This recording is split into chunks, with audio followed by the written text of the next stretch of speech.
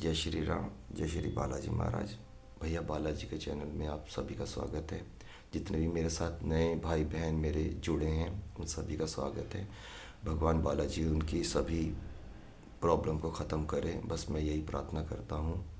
और उनसे भी यही प्रार्थना करता हूँ कि वो सतमार्ग में जैसे अभी चल रहे हैं, उन्होंने जो भी ज्वाइन किया है इस चैनल को, तो मुझे ये मान के चल रहा हूँ कि उनको पहले से ही सतमार्ग पे हैं। वो चाहते हैं कि उनकी ज़िंदगी में बदलाव आए, जो भी उनकी परेशानियाँ चल रही हो वो ख़त्म हो, और कुछ कमियाँ जो रह जाती है कि हाँ भाई, जो कैसे नहीं भगवान उनसे मतलब मिल पा रहे हैं, भैया ये बालाजी से मिलने में कहाँ दिक्कत हो रही है, उनके अनुभव का क्यों नहीं हो रहे हैं, या जो भी उनकी परेशानी है वो ख़त्म क्यों नहीं हो रही है।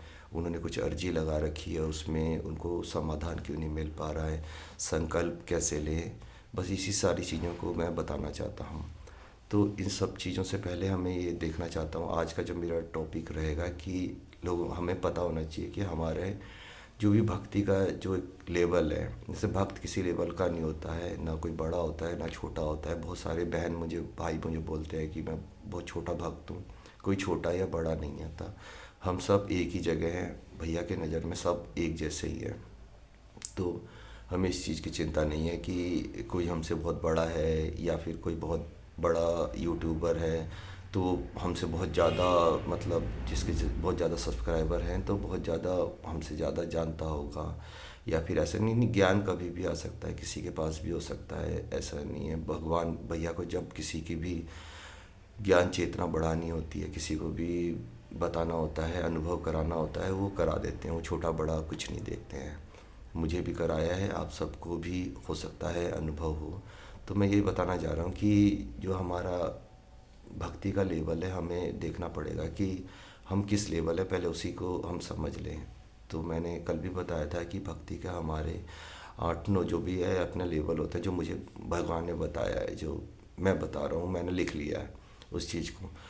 कि जब सबसे पहले हम लोग क्या करते हैं, अपने दुख से बहुत ज़्यादा परेशान हैं, भटक रहे हैं, तो उसके दो रास्ते हो सकते हैं। या तो हम लोग कुमार्ग पे चले जाएं, हम लोग उस दुख को मिटाने के लिए हम दूसरी जो भी गलत चीज़ें हैं जिसमें लोग 90% चलते हैं उसमें चले जाएं।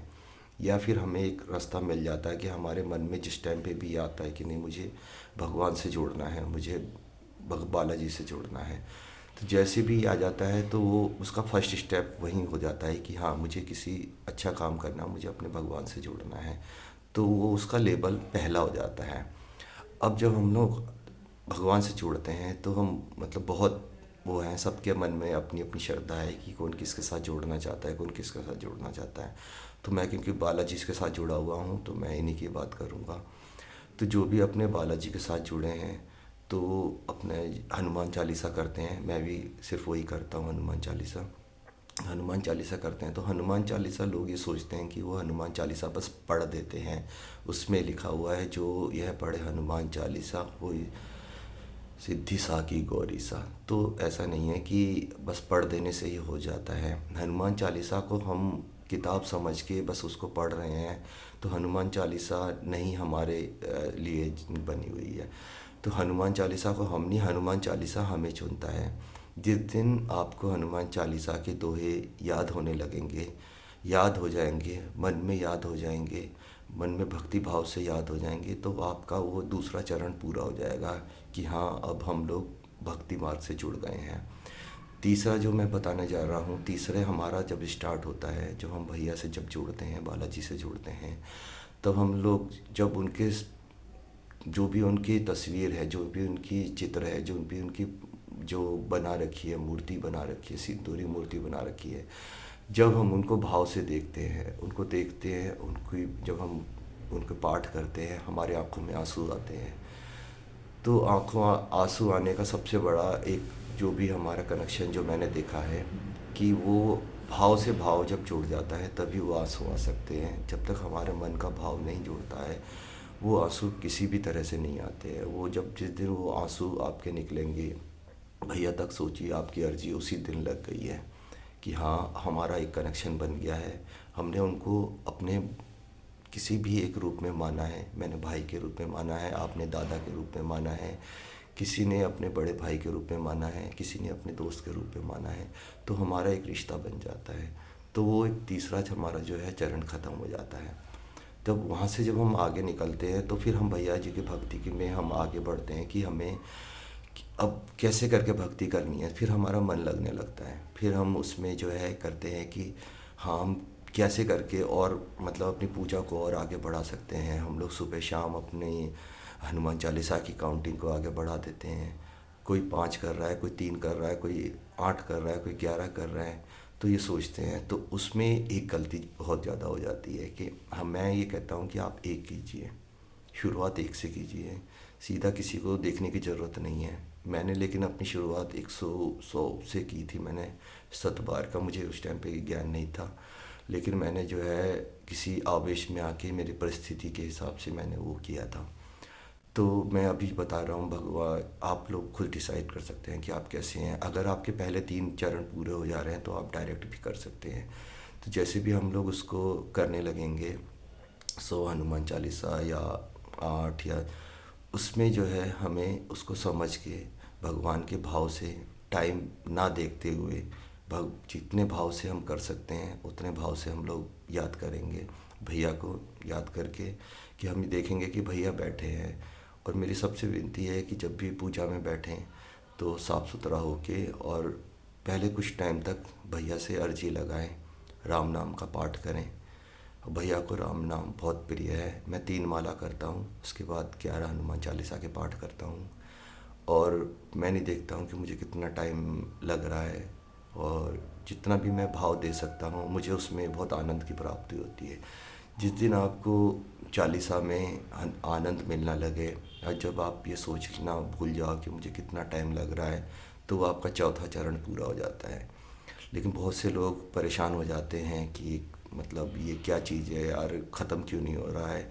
कई लोग संकल्प ले लेते हैं 100 के लिए, लेकिन वो जैसे ही 20-25 में आते हैं तो इतने परेशान हो जाते हैं कि बस अब भाग लो, छोड़ दो, ख़त्म करो इसको। और बहुत सारे लोग वापस आ जाते हैं। बहुत से लोग संकल्प लेते हैं कि मुझे इस मंगलवार को 100 करना है, लेकिन वो कर नहीं पाते हैं। वो फिर बोलते हैं चलो अगली बार करेंगे, अगली बार करेंगे।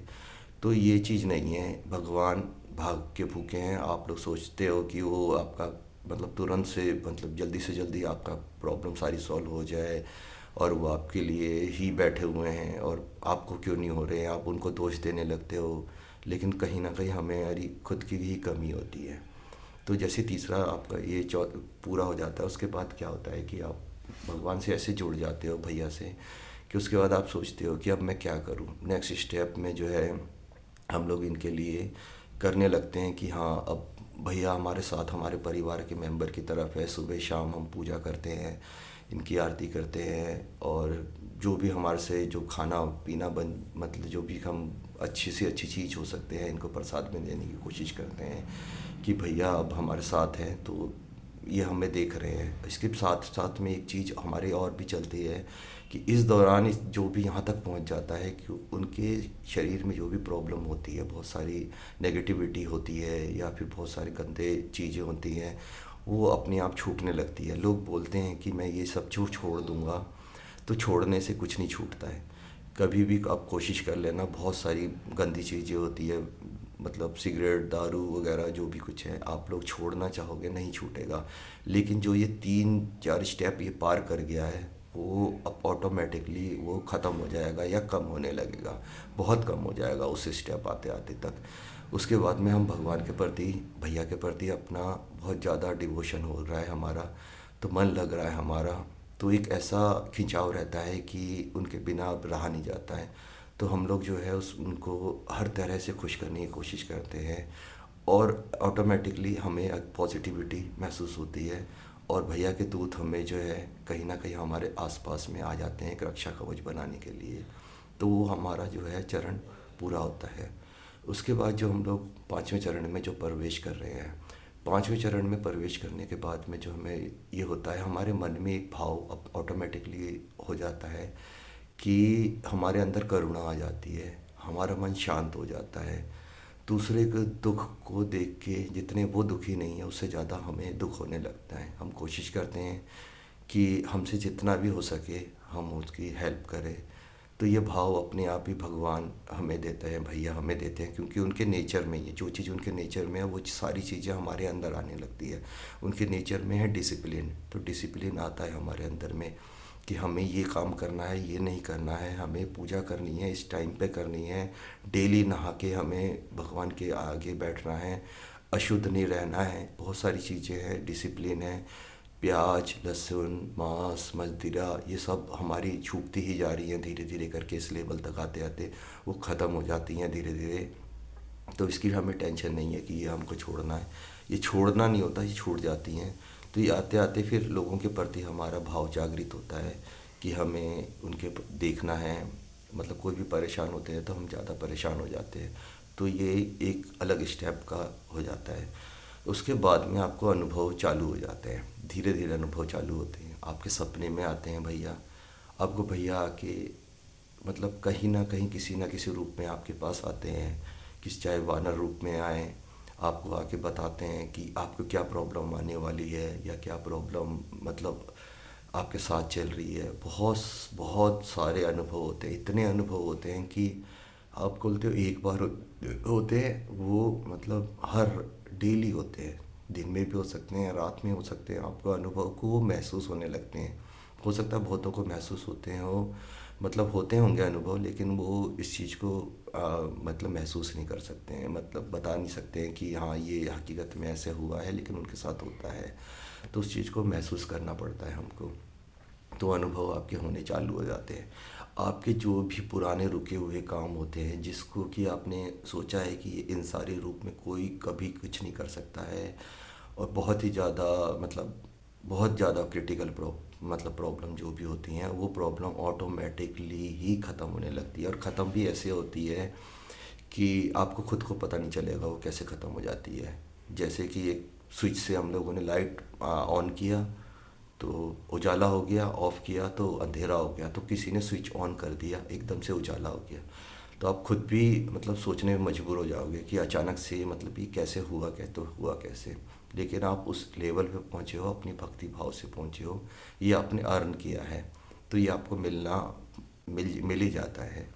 तो उसके बाद में जो हमारा लास्ट चरण में जो आएगा, भक्ति भाव का हो गया हमारा, हमें दूत का हो गया, तो भगवान बोलते हैं अष्ट सिद्धि नौ निधि के दाता है।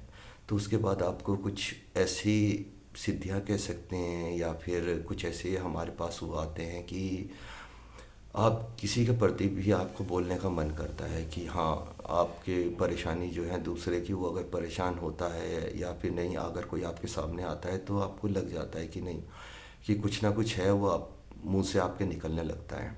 तो उसमें क्या होता है कि आ, वो भगवान वो आपसे बुलवाते हैं, भैया आपसे बुलवाते हैं, और उसमें मुझे जहाँ तक लगता है कि वो सच होता है, अब सामने वाला माने या ना माने, लेकिन आप अपने आप पे शक मत करना कि आपने कुछ गलत बोला है। और जब तक वो भैया नहीं चाहें तो आप, मेरे तो यही कहना है कि आप ना ही बताएं किसी को, क्योंकि आजकल जो है बहुत से लोग जो है सच्चाई सुनना भी नहीं चाहते हैं। जैसे मैंने किसी को बता दिया था, किसी को बहुत पर्सनल चीज़ें कुछ बताई, तो मतलब वो भी परेशान हो गया कि आपको कैसे पता चला, नहीं बताना चाहिए भैया, आगे से किसी को प्लीज़ मत बताना किसी को। तो मैंने भी कहा कि नहीं, मैं तो नहीं बताऊंगा, क्योंकि मैं उस टाइम पे बताया, मैंने कहा चलो बोल दिया हम, लेकिन मैं बताऊंगा नहीं ऐसे आगे किसी को भी। तो मैं खुद भी परेशान हो जाता हूँ, मेरे मतलब माइंड में वो आता है। लेकिन आप जुड़ गए हो, आप भगवान के साथ जुड़ गए हो, तो आप जिस रास्ते पे चले हो आपके पास कोई ऑप्शन और बचता नहीं है कि हाँ कि आप ना करो, तो वो जो चाहेंगे वो आप करना पड़ता है आपको। आपके काज वो कर रहे हैं, हमारा जो भी काम है, जो भी भैया का दिया हुआ काम है, हमारा काम होता है कि अपने भैया के नाम को, बालाजी के नाम को हम प्रचार प्रसार और आगे बढ़ाते रहे, जितना भी हो सके हम उसको आगे करेंगे। और उसके बाद में जो आपका एक चरण और होता है जो सबसे मतलब लास्ट में आपका जो है ये साथ साथ में होते हुए चलता है कि आपका वो, जब आप आखिरी चरण में जो है आते आते आपको सारी जितनी भी हमारी बहनें हैं, तो आपकी जो भी आपकी धर्मपत्नी के अलावा जितनी भी दुनिया में मतलब महिलाएं हैं, वो आपको सभी की सभी महिलाएं आपको अपनी माँ अपनी बहन के रूप में आपको ऑटोमेटिकली दिखने लगेंगी। मतलब इसके और कुछ आप सोच नहीं सकते हो। तो गलत अगर कुछ होगा, लोग बोलेंगे उनके बारे में गलत में, तो आपके मन में वैसे कुछ भाव नहीं आएगा। आप लेकिन जब भी उनसे बात करोगे तो आप माँ, बहन या बेटी के रूप में ही उनको संबोधित करोगे, और कोशिश करोगे कि जो भी गलत अगर कुछ आपको लगता भी है तो आप मतलब बताओ कि उनको सही मार्ग पे लाने की कोशिश करोगे अपने परिवार के सदस्य की तरह। तो मेरा यही कहना है कि ये जो चरण है जब पूरा कर लेते हैं तो ऑटोमेटिकली आपको बोलने की ज़रूरत नहीं है भगवान से कि आपने मेरी प्रॉब्लम ख़त्म नहीं की है। प्रॉब्लम बताने की भी ज़रूरत नहीं है। प्रॉब्लम अपने आप ही जो है वो ख़त्म होनी चालू हो जाती है, और प्रॉब्लम अपने आप ख़त्म हो जाती है, आपको पता नहीं चलता है। तो मेरा यही कहना है कि भैया को भाव से ही पूजा करें, और सिर्फ ये मान के मत चलिए कि ये हमें क्या दे रहे हैं, और ये हमें मतलब पहले ही इतने डिमांड हमारे इतने रख दिए हैं कि नहीं, अगर मेरा ये हो जाता है तो मैं ये करूँगा, और ये करना है आपको, और आप क्यों नहीं कर रहे हो, आप सबकी सुनते हो। मैं तो चैनल में देखा है मैंने किसी के कि आपने इतने लोगों का सुना है, मेरा क्यों नहीं सुन रहे हो। मैं तो इनसे बहुत ज़्यादा मतलब पूजा पाठ करती हूँ। तो वही चीज़ है, एक पूजा पाठ जो है, हम पूजा में बैठते हैं तो जैसे एक मंदिर में बैठ रहे हैं, इतने से पहले मंदिर में जाने से पहले हम लोग अपने जूते चप्पल बाहर रख देते हैं। तो ऐसी ही कोशिश कीजिए जब भी आप पूजा में बैठें तो अपने मन में जो जितनी भी ज़्यादा गंदगी जो भरी हुई है दूसरे के प्रति, या जो भी नेगेटिविटी है, उन सबको, जो भी आपकी ईर्ष्या द्वेष है, उन सबको बाहर रख के एक शांत मन से कोशिश कीजिए। बहुत मुश्किल है, मैं जानता हूँ बहुत ही मुश्किल है। शांत मन से कोशिश कीजिए कि आप एक साफ़ सुथरे, एक अबोध बालक की तरह, एक बहुत मतलब बच्चे को जो कि बिल्कुल किसी कुछ नहीं पता होता, वो भगवान का रूप होता है, बस उसी रूप में आप भैया के सामने बैठिए। आप जो भी हनुमान चालीसा का पाठ करते हैं, या जो भी आप सुंदरकांड का पाठ कर रहे हैं, तो आप वो कीजिए। लेकिन उससे पहले आप भगवान को, भैया को, जो भी आपका स्वरूप है सामने, उनको देखिए। और मेरा ये कहना है कि आप मतलब उनको पहले देख के अपने आँखों से ही उन पे कनेक्शन बनाने की कोशिश कीजिए कि हाँ, आपके जब भाव अगर जागृत होंगे, आपकी आंखों से आंसू आने चालू होंगे, तो उसके बाद में आप हनुमान चालीसा का पाठ स्टार्ट कीजिए। लेकिन आप पहले एक कनेक्शन बना लीजिए, क्योंकि कभी भी अगर बिजली भी हमें चाहिए तो एक बीच में तार चाहिए होता है जो कि एक सिरे को दूसरे सिरे से जोड़ता है, तो उसके बीच में ही कनेक्शन बन पाता है। तो हम लोग बिना एक सिरा जोड़े, बिना कनेक्शन जोड़े हम लोग जो लगे हुए हैं, तो बिना भाव के बस ख़त्म करना है। उसने एक किया है, मैं 3 करूँगा, मैं 5 करूँगा, मैं 11 करूँगा, मैं 100 करूँगा, और मेरा मतलब 1.5 मिनट में, 2 मिनट में, 2.5 मिनट में मैं ख़त्म कर दूँगा। बस सबको जो ख़त्म करने वाली चीज़ें हैं ना, वो अपने मन से निकाल दीजिए।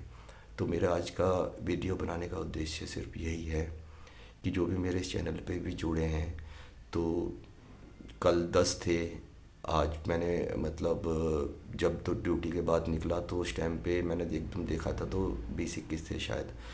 और उसके बाद में जब शाम की पूजा करने के लिए बैठा, 11 हनुमान चालीसा करके मैं उठाऊँ, तो उस टाइम पे 36 हो चुके थे। तो ये सब चमत्कार हैं कि जो चीज़ 10 घंटे में जाके आपके 9-10 सब्सक्राइब मतलब ये हमारे परिवार में जुड़े हैं, और अचानक से पता नहीं कैसे 16-17 1 घंटे के अंदर में हो गए हैं। तो ऐसी बहुत बहुत सारी चीज़ें होती है। तो बस यही है कि आपको निश्चिंत रहना है। तो जब ये भाव आपका हो जाएगा तो आपको किसी चीज़ की चिंता नहीं है। तो ये वीडियो बनाने का मेरा मकसद यही है कि आप अपने स्टेज को पहचानें, अपनी भक्ति कि आप किस लेवल पे हैं, पहले उसको जान लीजिए। सीधा आप कोशिश मत कीजिए कि नहीं मुझे क्यों नहीं हो रहे हैं, या फिर मुझे क्यों नहीं मिल पा रहा है।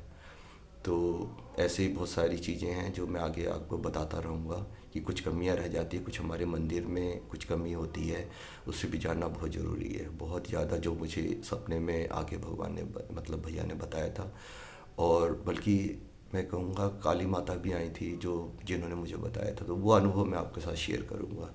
तब तक के लिए वीडियो बहुत लंबी हो जाती है, कोई अगर ना देखे तो मतलब दिक्कत है। यहाँ तक अगर आप आ गए हो तो भगवान बालाजी आपकी सभी इच्छा, सभी मनोकामना पूर्ण कर रहे हैं, और मैं भी आपकी जो भी परेशानी है उन सब के लिए प्रार्थना करूँगा जब भी मैं बैठता हूँ। तो मैं प्रार्थना करता हूँ कि जो भी मेरे साथ जुड़े, मेरे परिवार में जुड़े हैं, मेरे भैया जी के चैनल में जुड़े हैं, उनके बनाए हुए चैनल में जुड़े हैं, उनके साथ कोई भी प्रॉब्लम ना हो। जय श्री राम, जय श्री बालाजी महाराज, जय श्री राम।